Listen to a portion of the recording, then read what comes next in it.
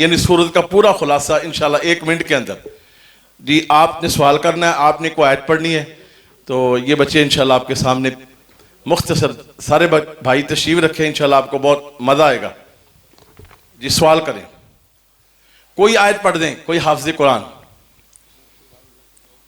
محترم حافظ عثمان صاحب, پہلے 15 پاروں میں سے کوئی ایک آیت.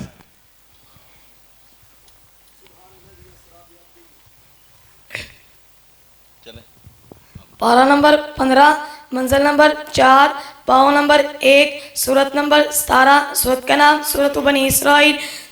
یہ سورت مکیہ ہے. مکمل قرآن مجید میں مکیہ سورتوں کی تعداد 86 ہے. یہ آیت دائیں جانب والی صفحے پہ ہے. یہ آیت تقریباً صفحے کے شروع میں ہے. اس آیت کا پہلا حرف سین ہے.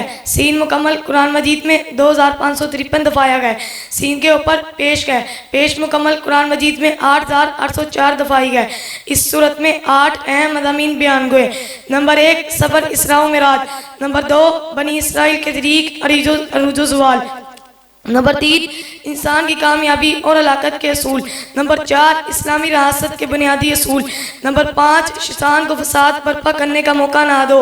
نمبر 6 پہلی قومیں بھی اولیاء کی پوجا کرتی تھی. نمبر 7 رسول اللہ صلی اللہ علیہ وسلم کو مکے سے نکالنے کے لیے کوشش کرنے والوں کو دھمکی. نمبر 8 ہجرت کی تیاری کا حکم. آیت نمبر 1. اعوذ باللہ من الشیطان الرجیم.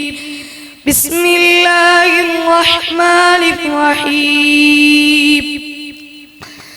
سبحان الذي أسرى بعبده ليلا من المسجد الحرام إلى المسجد الأقصى الذي باركنا حوله لنريه من آياتنا إنه هو السميع البصير.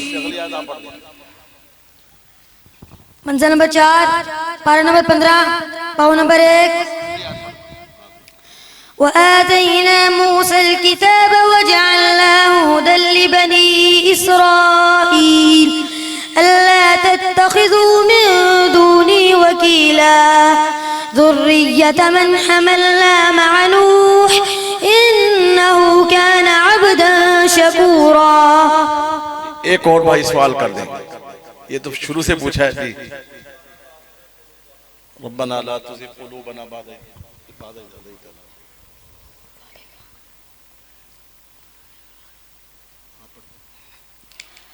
منزل نمبر 1, پارہ نمبر 3, پاؤں نمبر 2. سورت کا نام سورت آل عمران. یہ سورت مدنی ہے. پورے قرآن میں مدنی سورتوں کی تعداد 28 ہے. اس سورت کی 200 آیات اور 20 رکوع ہیں. یہ آیت دائیں جانے والے صفحے پہ ہے. یہ آیت صفحے کے آخر میں ہے. اس آیت کا پہلا حرف را ہے. را پورے قرآن مجید میں 11253 مرتبہ آیا ہے. را کے اوپر زبر ہے. زبر پورے قرآن مجید میں 53243 مرتبہ آئی ہے. آیت نمبر 8.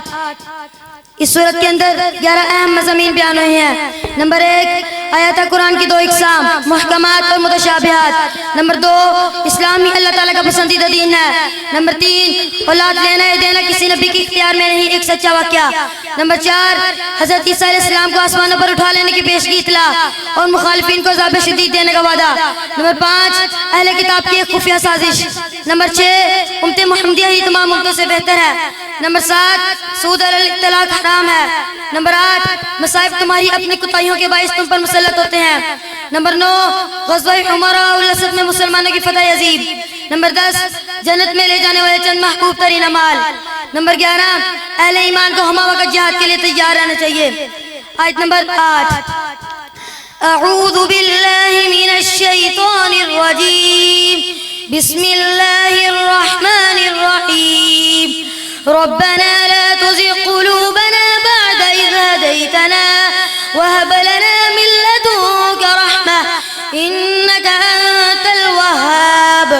ربنا إنك جامع الناس ليوم لا ريب فيه إن الله لا يخلف الميعاد. جزاک اللہ, ماشاءاللہ, بارک. ان بچوں کے لیے برکت کی دعا کر دیں, خیر کی دعا کر دیں.